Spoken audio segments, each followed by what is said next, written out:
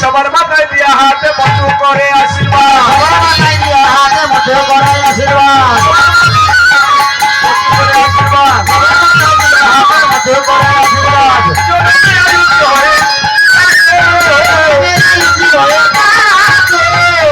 এবার পূজা যখন সমাপ্ত হয়ে গেল, মস্তকে হাত রেখে আশীর্বাদ করছে।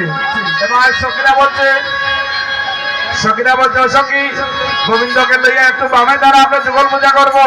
ভক্তের মনোবাসনা পূর্ণ করার জন্য গোবিন্দ রাধারানীকে বামে নিয়ে দাঁড়ালেন। এবার যখন বামে ধরে লয়ে দাঁড়ালেন, তখন রাধা গোবিন্দের মিলন হলো। রাধা গোবিন্দের মিলন হলো। হরি হরি বল, রাধা গোবিন্দের মিলন হলো।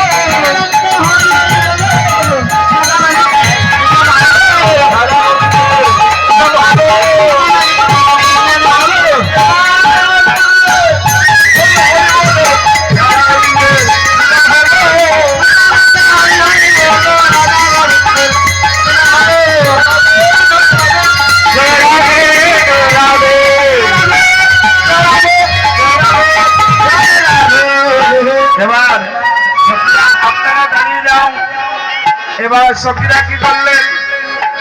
সখীরা রাধা রানীকে সঙ্গে নিয়ে রাধা রানী পরে গেল, জগে গেল, রাধা রানী পরে গেল, রাধা রানী জগে গেল, সত্যি গেল,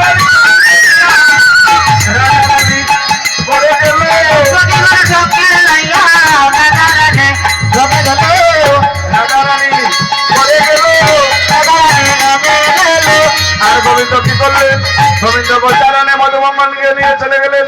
জয় রাধে গোবিন্দ বলে অনুদারি দিলা, ওরে জয় রাধে গোবিন্দ বলে অনুদারি দিলা, রাধে গোবিন্দ বলে অনুদারি দিলা, রাধা গোবিন্দ বলে অনুদারি দিলা, রাধা গোবিন্দ দিলা, হরে রাধা গোবিন্দ দিলা, রাধে রাধা গোবিন্দ বলে, রাধে রাধা গোবিন্দ বলে, রাধে রাধা গোবিন্দ বলে, রাধে রাধা গোবিন্দ বলে, রাধে রাধা গোবিন্দ বলে,